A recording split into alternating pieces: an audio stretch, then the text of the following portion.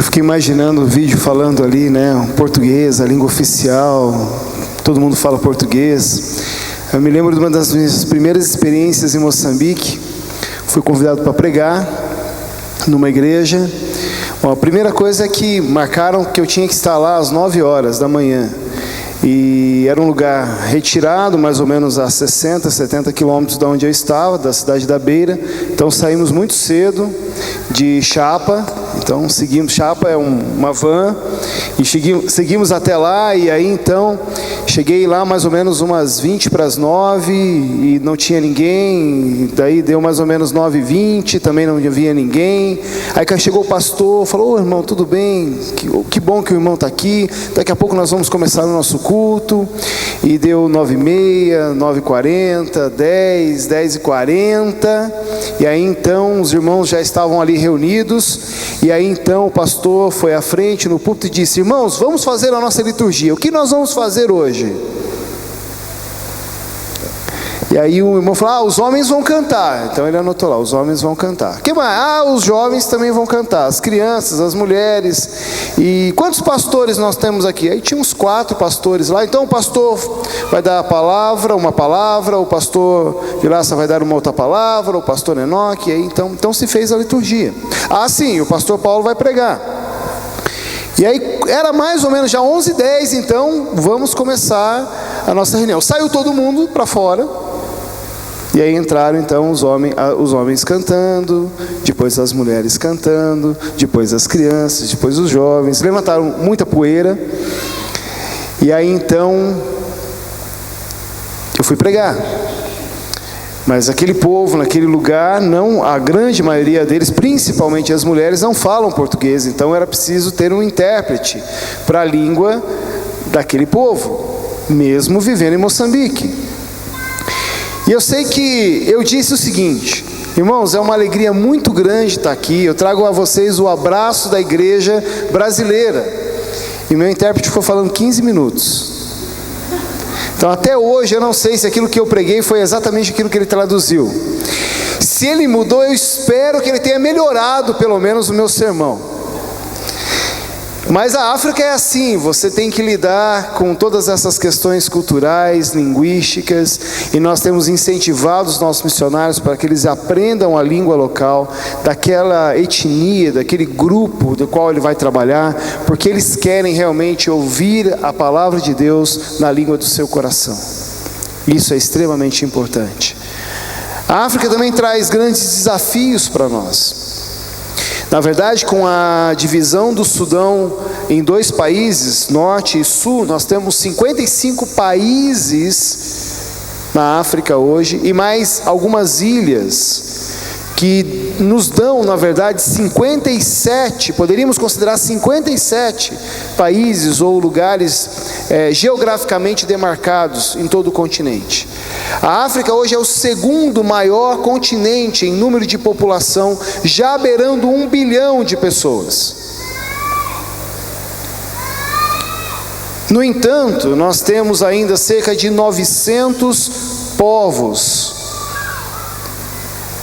não alcançados no continente.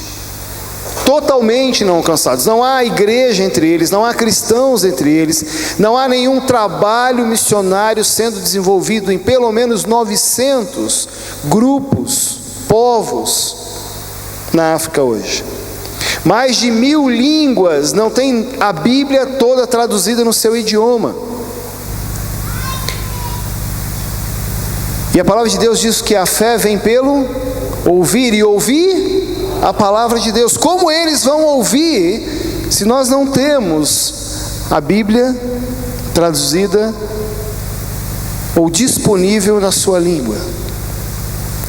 Isso significa, meus irmãos, que nós temos um grande desafio pela nossa frente.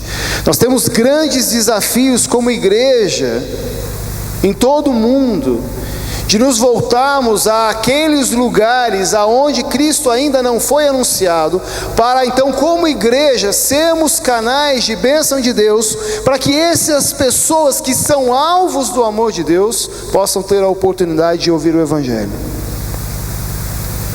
Como fazemos isso? nos tornando igreja verdadeiramente preocupada, envolvida, disponível a ver o Evangelho sendo pregado por todos os lugares. O último encontro de Jesus com os seus discípulos, ele fala exatamente isso. Um pouco antes de seguir, um pouco antes de avançar, de seguir ao céu, ele reúne ali o grupo de discípulos, ele conversa com eles e ele diz: olha, eu estou indo, eu tenho algo que vocês precisam fazer.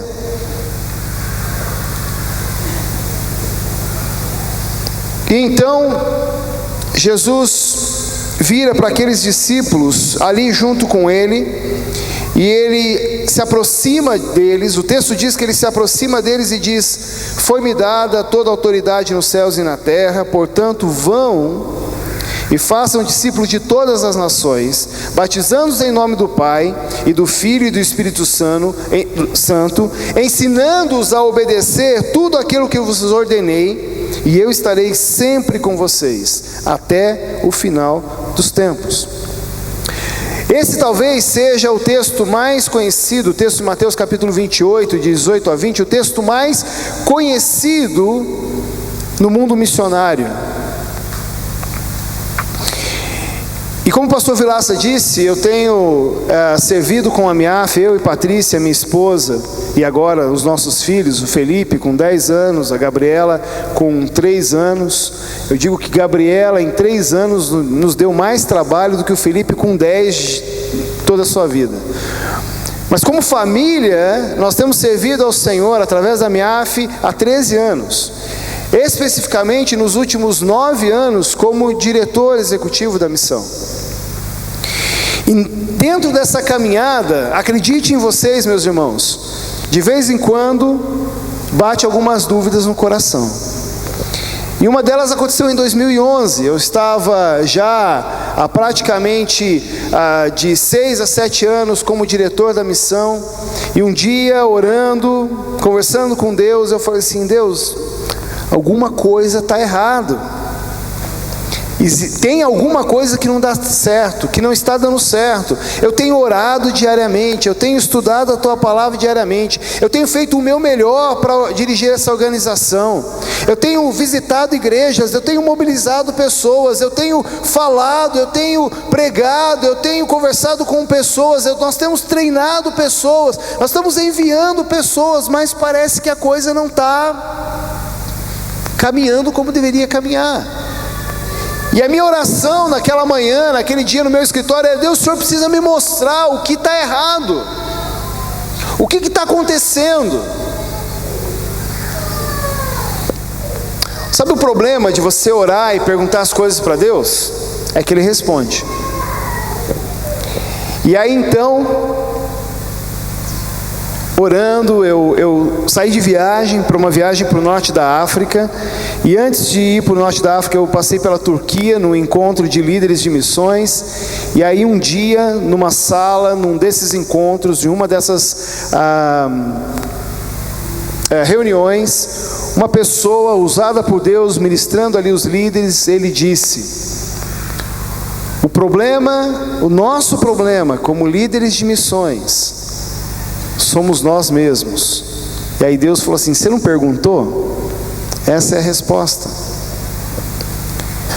E aí eu comecei a pensar nisso, e ouvir aquele homem falar, e tentar entender o que aquilo significava, até o dia em que eu voltei para esse texto de Mateus capítulo 28, verso 18 a 20, que eu já havia lido inúmeras vezes, que eu havia pregado inúmeras vezes, e eu percebi duas coisas extremamente importantes, foram importantes para a minha vida, e hoje eu creio que é importante para a igreja entender. Porque quando nós falamos de obra missionária, nós começamos o texto da grande comissão dizendo: ide. Mas o texto da grande comissão, falado aqui por Jesus aos seus discípulos, não começa com ide. O texto começa em Jesus se aproximando dos seus discípulos e dizendo: eu, Jesus, tenho nas minhas mãos toda a autoridade, nos céus e na terra. Portanto, ou seja, por causa disso, vocês podem ir e fazer discípulos. E aí faz toda a diferença. E aí parece que aquele peso que eu sentia, aquele peso que eu estava sentindo, começou a mudar. E Jesus começou a falar assim: escuta, meu querido, não é por causa de você, não é o tanto que você ora, não é o tanto que você lê a Bíblia, não é o tanto que você faz, não é o tanto de carta que você manda, não é o tanto de material que você promove. As coisas acontecem porque eu tenho todo o poder e toda a autoridade, porque eu recebi todo o poder e autoridade. E é por causa do meu poder, e é por causa da minha autoridade que vocês podem ir. E aí aquilo era como se um peso tivesse saído de mim. E aí então, orando de novo, eu disse: agora eu entendi. Não é por causa de mim, não é por causa da igreja, não é por causa do dinheiro, não é por causa do número de pessoas, mas é por causa do poder, da autoridade que Cristo recebeu. E aí algumas coisas começam a fazer muito sentido, porque daí você entende por que Jesus chega aos seus discípulos e diz: olha, fiquem em Jerusalém, antes de começarem a fazer qualquer coisa, até que do alto vocês sejam revestidos de poder. Poder de quem? Nele mesmo, através do Espírito. Por isso que quando Jesus está ali com os 70, está os orientando, dando algumas instruções claras do que eles deviam fazer, Jesus é muito claro em dizer: vocês estão indo porque eu estou dando poder. E os discípulos voltam e dizem: Senhor, todos alegres, até os demônios se submetem ao teu nome.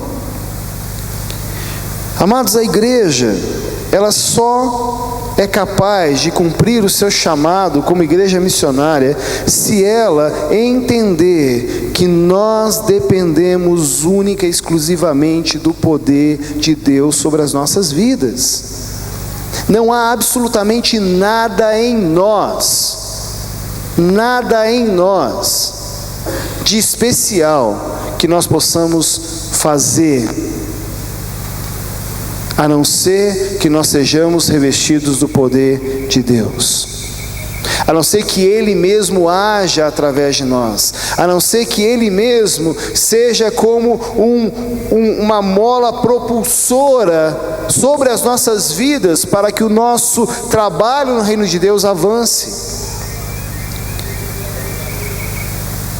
E talvez essa seja a resposta de tantos ministérios, tantas pessoas que estão sofrendo, que estão com dificuldade, estão ao ponto de desistir, porque o argumento sempre é o mesmo: mas eu fiz tanto, eu me dediquei tanto, foram tantos anos de trabalho, foram tantas lágrimas, tanto esforço.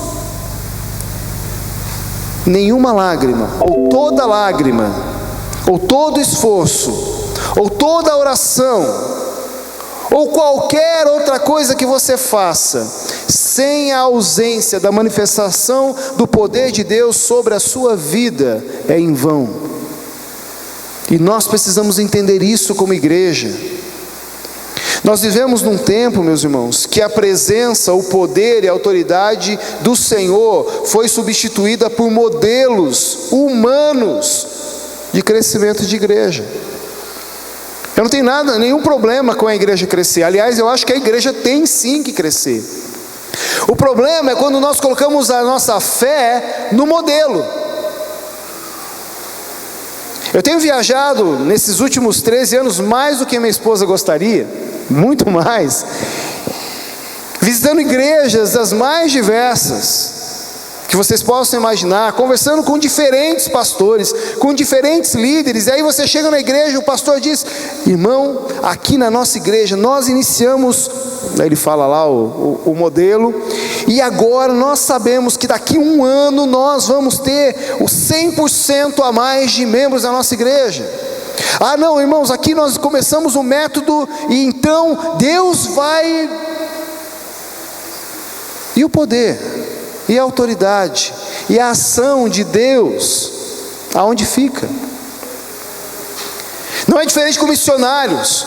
Ah, irmão, eu estudei na universidade tal, eu fiz o curso de missiologia, antropologia, teologia, filosofia, e todas as IAs que existem são ótimos.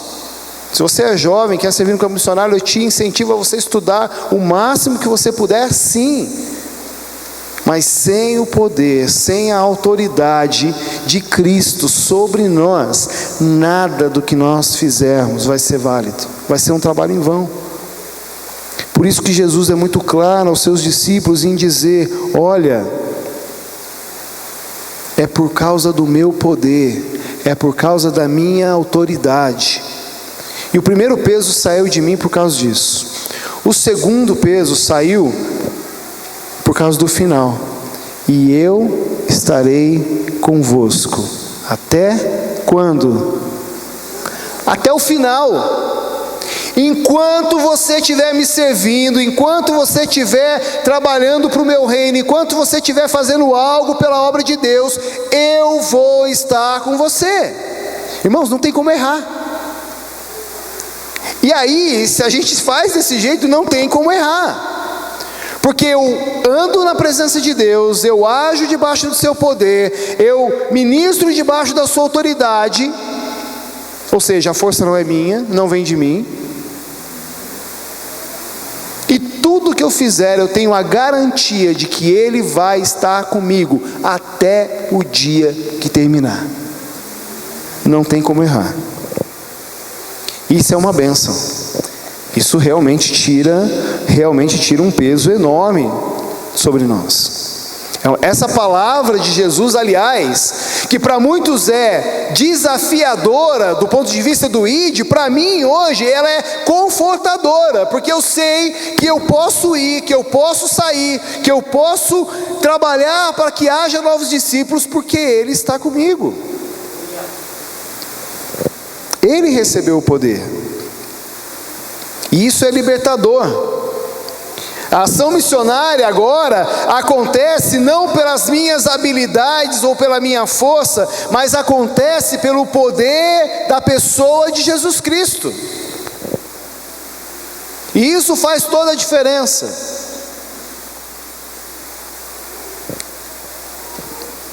Essa era só a introdução.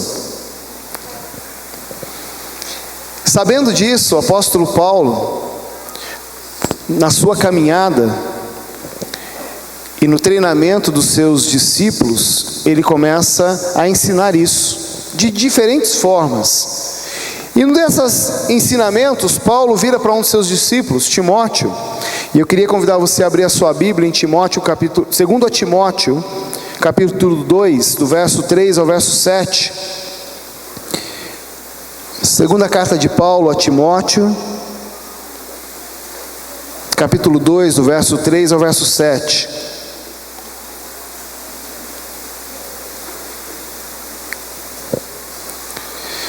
Paulo exatamente foi um homem frutífero no seu ministério, porque ele reconhecia o poder e a autoridade de Deus.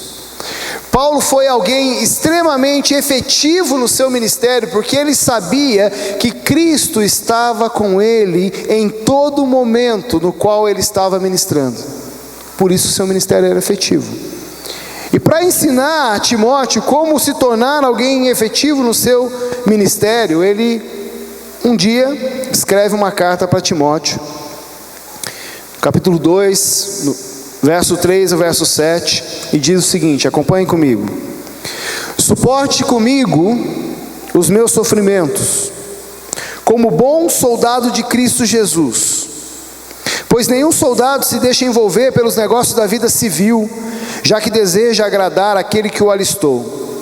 Semelhantemente, nenhum atleta é coroado como vencedor, se não competir de acordo com as regras. O lavrador que trabalha arduamente deve ser o primeiro a participar dos frutos da colheita. Reflita no que estou dizendo, pois o Senhor lhe dará entendimento sobre tudo. Isso é o que Paulo ensina a Timóteo. Deixa eu contar uma história para vocês. Um ancião africano um dia, sabendo do chamado de um rapaz, sabendo que ele tinha o desejo de servir a Deus, sabendo que ele queria de alguma forma colocar a sua vida ao serviço de Deus, aquele ancião africano então chamou aquele rapaz e contou essa história. Havia um agricultor que comprou um campo, e ele contratou 100 homens para trabalhar nesse campo enquanto ele estava de viagem. O campo era extremamente extenso, e aqueles homens então começaram a trabalhar naquele campo, mas a maioria deles começou a trabalhar perto da casa. Perto da casa, o solo era macio, a água estava perto a todo momento que você precisava da água, e havia muita sombra para que quando eles se cansassem, pudessem descansar debaixo daquelas sombras. E trabalhando perto da casa, todas as pessoas, muitas pessoas passavam ali e podiam então ver aquilo que estava sendo feito. E aí então aquele ancião africano olhou novamente para aquele jovem e disse: mas alguns trabalhadores foram trabalhar distante da casa. Somente alguns foram até lá. Nessa região, o solo era árido, era muito seco. A água estava muito distante, era muito quente, era difícil. Havia também muitos mosquitos, e o perigo de se contrair malária era muito grande. Mas alguém tinha que fazer o trabalho naquela área. E aí então aquele ancião olhou nos olhos daquele jovem africano e disse: o caminho fácil nem sempre é o caminho certo. O caminho fácil nem sempre é o caminho certo. E para nós, irmãos, entendermos e andarmos no caminho de Deus, de acordo com o seu desejo para as nossas vidas, pode ser que nem sempre esse caminho vai ser fácil. E é exatamente o que Paulo está dizendo a Timóteo: olha, suporte comigo os meus sofrimentos. E vamos combinar aqui que se tinha alguém, algum apóstolo, algum discípulo de Jesus que sabia, tinha mestrado em sofrimento, esse era o apóstolo Paulo. Em muitas passagens, ele foi açoitado, ele foi preso, ele foi apedrejado, ele foi expulso da cidade. Se tinha alguém que entendia sobre o sofrimento, era realmente o apóstolo Paulo. Paulo está dizendo a Timóteo, obrigado, querido, um jovem plantador de igreja, alguém ansioso por ser ministro, por ser alguém servo do Senhor, alguém que vai colocar a sua vida à disposição do reino de Deus. Paulo vira para ele e diz: olha, para você ser um servo fiel, você precisa aprender com 3 tipos de pessoas. Primeiro tipo, soldados. E o que a Bíblia tem para nos falar, ou por que a figura do soldado é tão importante para nós? Como cristãos que querem servir ao Senhor, debaixo do seu poder, debaixo da sua autoridade, entendendo os caminhos do Senhor. Bom, eu sei que nós temos alguns soldados aqui, militares. Soldados, eles são mantidos como um exemplo daqueles que não desistem, mesmo na dificuldade. Uma outra característica interessante dos soldados é que eles não podem se distrair ou não se distraem facilmente. Eles precisam manter o seu foco. Se você vai à Inglaterra, e você tem a oportunidade de ver a guarda da rainha, há uma situação muito curiosa. Há lá alguns guardas com um chapéu muito grande, com a sua arma aqui, e eles ficam literalmente estáticos. Até há alguns engraçadinhos que vão lá, tentam fazer alguma gracinha para ver se eles se distraem, mas eles se mantêm estáticos, focados, totalmente focados na sua atividade. Eles não se distraem. E cristãos, eu, você, que queremos servir ao Senhor, e queremos servir o Senhor na obra missionária, precisamos ser soldados que não se distraem com as coisas desse mundo, soldados que mantêm o foco claro,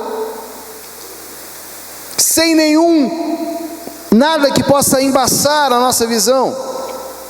Um soldado não pode se distrair, ele precisa manter os seus ouvidos, a sua visão atenta à voz e olhando para o seu comandante.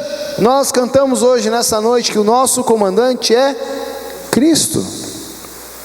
E como bons soldados, nós precisamos nos manter focados na pessoa de Cristo. Devemos estar comprometidos única e exclusivamente com o nosso comandante.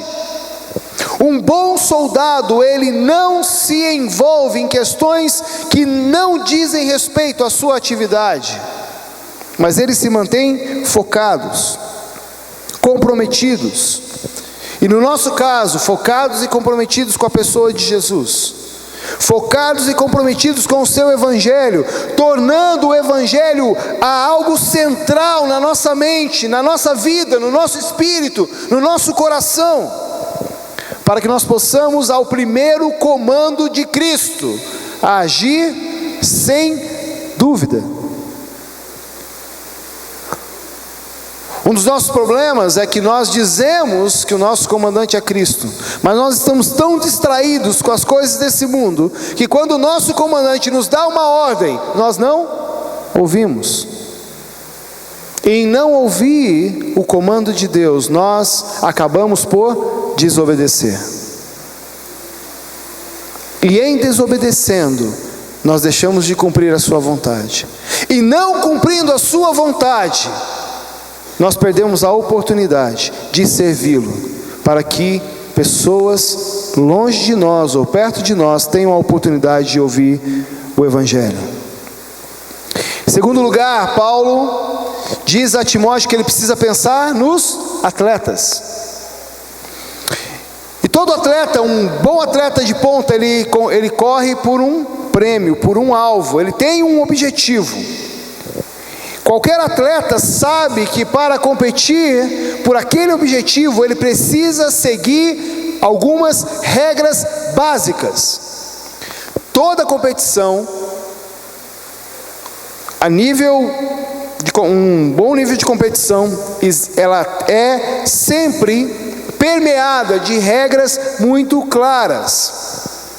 E qualquer atleta que não segue aquelas regras, ele é desclassificado.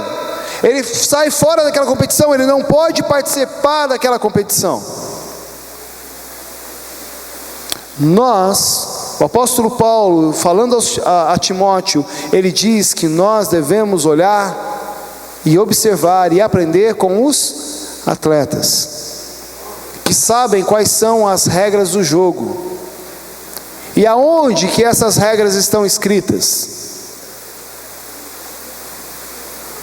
Aí na sua mão, na palavra de Deus. As regras estão na palavra de Deus. E todo atleta que não segue as regras, ele é desclassificado. E eu espero, sinceramente, nunca me encontrar desclassificado na ação de Deus. Mas um atleta também, ele é alguém que treina focado na sua competição. É alguém que se esforça para cada vez mais ser melhor.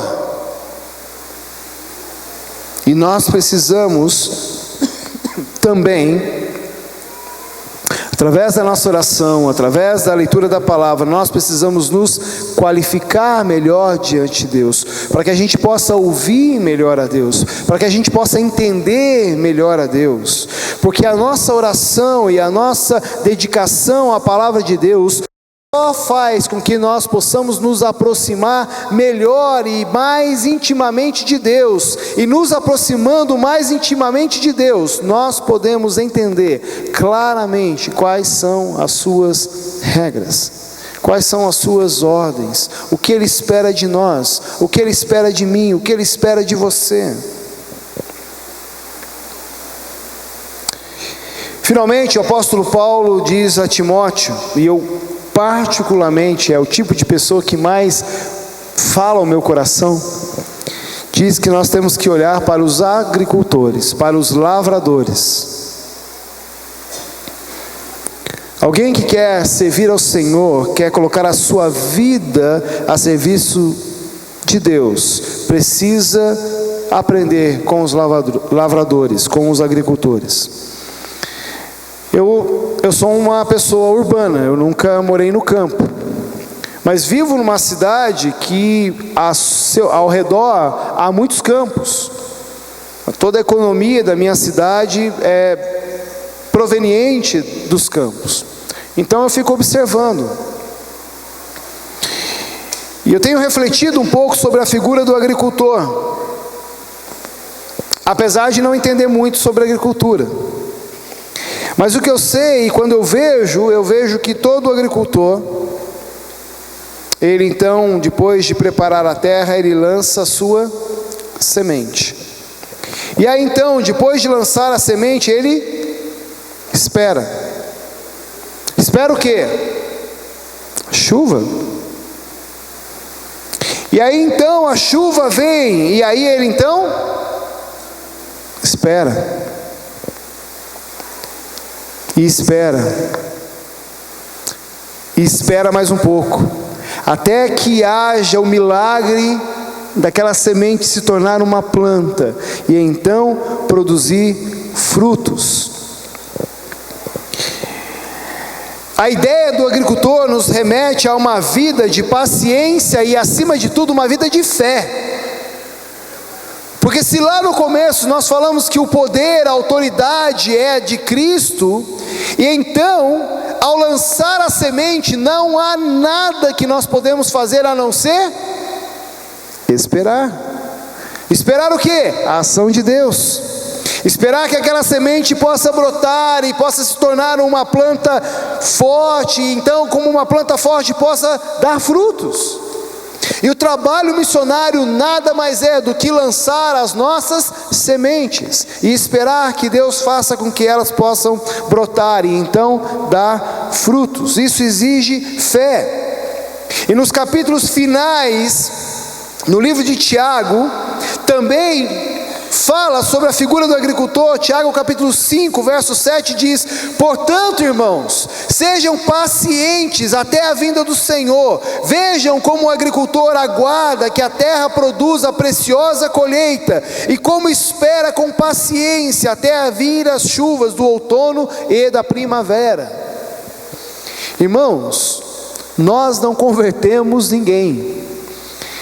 E o maior conflito que eu tenho quando eu sou chamado a alguma igreja, e graças a Deus o pastor Vilaça nunca fez isso, é dizer o seguinte: olha aí, a nossa missionária lá, nós estamos mandando dinheiro todo mês para ela, quantos crentes ela já ganhou lá para Jesus?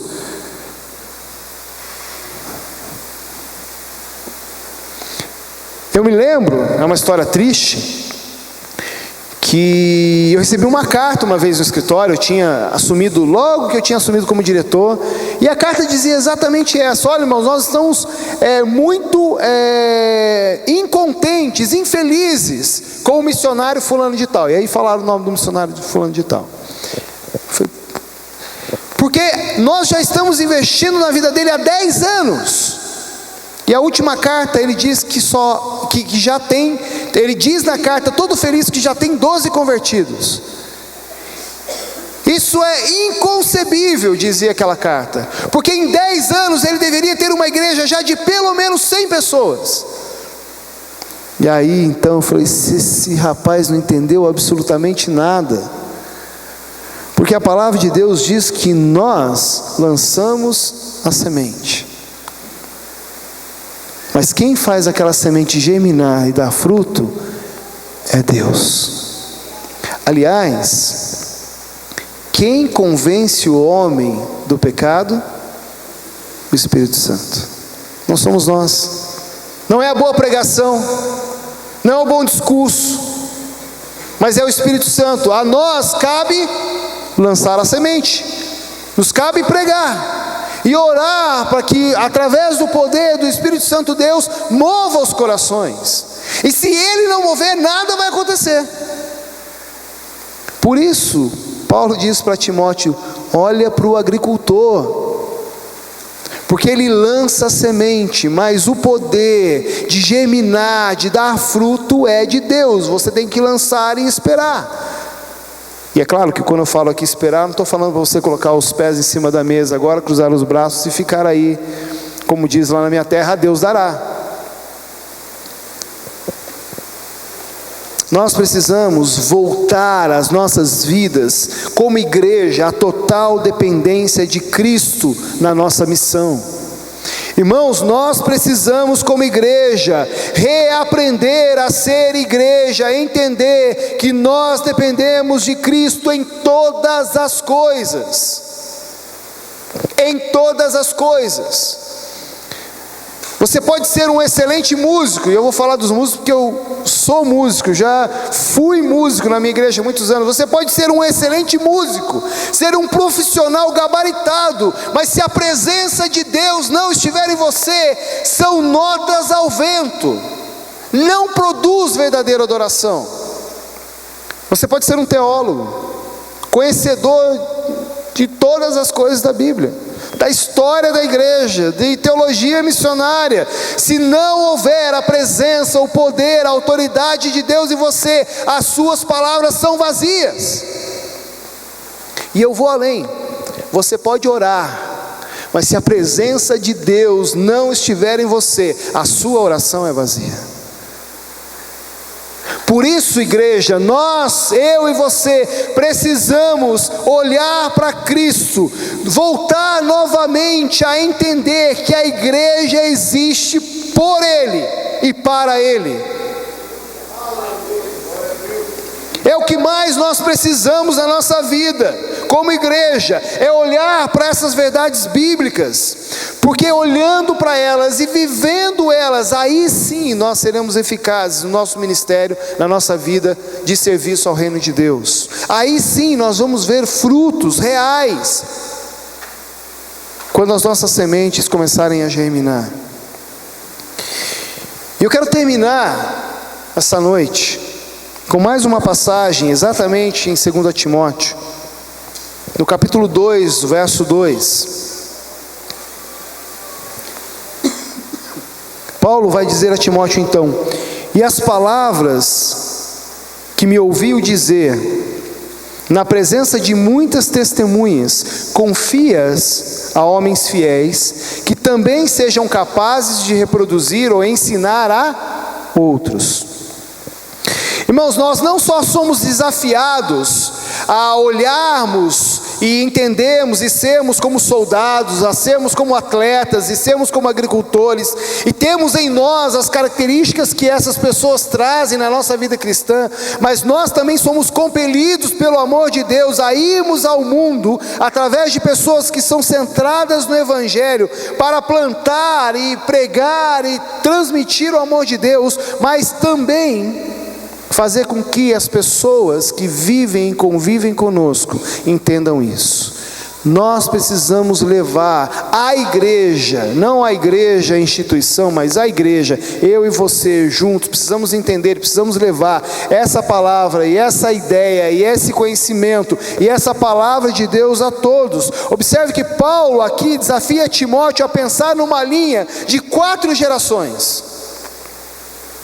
Ele vai dizer: Paulo diz a Timóteo, o que você me ouviu dizer, eu dizendo a você, Timóteo, primeira geração, na presença de muitas testemunhas.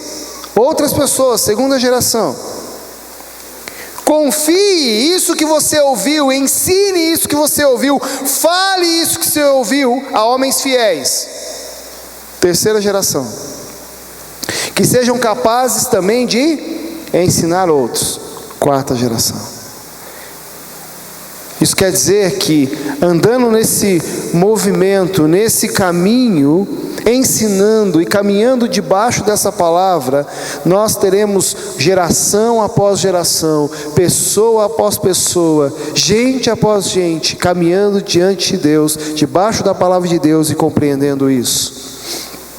É para isso que a igreja existe, para equipar irmãos e irmãs que serão proclamadores da palavra, semeadores da palavra, que por sua vez reproduzirão outras pessoas e outras igrejas, para que sejam canais de proclamação do Evangelho.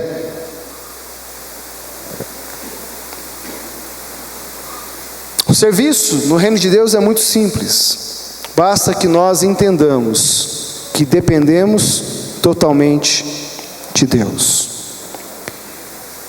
Nossa oração tem sido, enquanto estamos na África ministrando, para que Deus nos ensine a cada dia mais sermos bons soldados, bons atletas, bons agricultores, para que aquilo que nós temos ensinado, aquilo que nós temos pregado, aquilo que nós temos feito ali, possa reproduzir na vida daqueles irmãos muito mais, e que geração após geração na igreja africana possa aprender e possa crescer e possa frutificar, para que ela mesma se torne uma igreja missionária acima de tudo, para alcançar o seu próprio povo.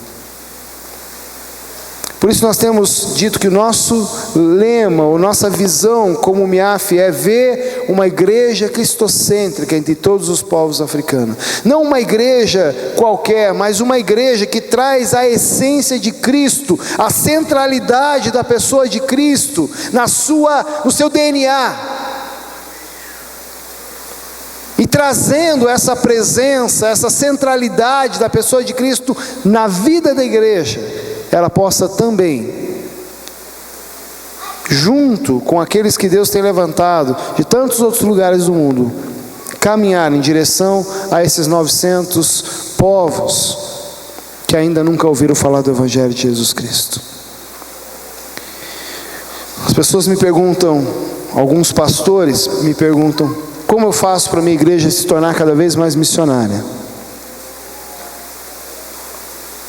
E eu consigo ver só uma resposta: leve a sua igreja cada vez mais a ser centrada na presença de Cristo, porque aí não tem erro. Porque estando centrado na presença de Cristo, nós agimos debaixo do seu poder e da sua autoridade, e temos a certeza que aquilo que vamos fazer, vamos contar com Ele até o fim. Feche seus olhos. Feche seus olhos, eu quero orar com você.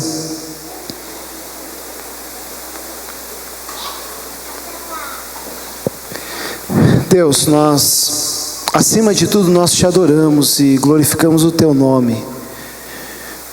Porque, Deus, a tua palavra é libertadora, Pai. Porque reconhecer e saber que aquilo que fazemos no teu reino, em nada depende de nós, a não ser do teu poder, da tua autoridade sobre nós.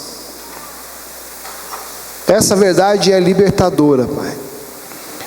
É libertador saber que fazemos o que fazemos, porque um dia o Senhor morreu na cruz, o Senhor ressuscitou e deixou o teu Espírito para que nós pudéssemos ser revestidos de poder e pudéssemos então ser testemunhas do teu Evangelho. É libertador saber, Deus, que enquanto servimos ao Senhor, temos a real compreensão que o Senhor está conosco até o fim. Mas é verdade que nós precisamos aprender isso. Precisamos aprender cada vez mais depender do Senhor. Precisamos aprender cada vez mais colocar as nossas vidas diante do Teu altar, gastando muito mais tempo diante do Teu altar, buscando a Tua presença, buscando o Teu poder, buscando a Tua autoridade, do que fazendo planos. Porque nenhum plano sem a Tua presença pode seguir em frente. Mas qualquer plano desenhado debaixo da Tua autoridade, do Teu poder, tem a Tua palavra que vai frutificar. Por isso a nossa oração hoje, Deus, não é que o Senhor nos torne mais missionários, ou que o Senhor nos faça ir cada vez mais, ou que o Senhor nos dê mais recursos para avançarmos cada vez mais, mas a nossa oração nessa noite é que o Senhor nos aproxime cada vez mais do Senhor. Que a nossa vida seja cada vez mais centrada pela Tua presença.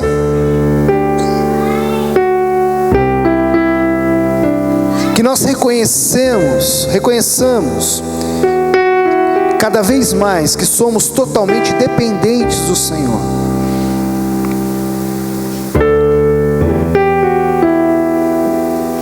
Que nós reconheçamos que sem a Tua ação não podemos seguir. Deus, e como o povo de Israel, nós queremos olhar para o Senhor como a nuvem que ficava de dia, a coluna de fogo à noite, e só nos movemos quando o Senhor mover, e pararmos quando o Senhor parar. Não nos permita avançar quando o Senhor não quer que avancemos, e não permita ficarmos parados quando o Senhor quiser que nós prossigamos. Nos ensina a ouvir ao Senhor, nos ensina a sermos bons soldados, focados no Senhor, focados na Tua ordem. Nos ensina a sermos atletas que conhecem as regras, a palavra de Deus, que sabemos exatamente como o Senhor age, como o Senhor quer agir. E como agricultores que são pacientes e exercem a sua fé, lançando as sementes, esperando a ação do Senhor. Nós Te louvamos, Pai, porque o Senhor nos deu uma tarefa, mas o Senhor nos deu uma tarefa com tudo aquilo que nós precisamos para cumprir. Somos gratos ao Senhor, em nome de Jesus. Amém.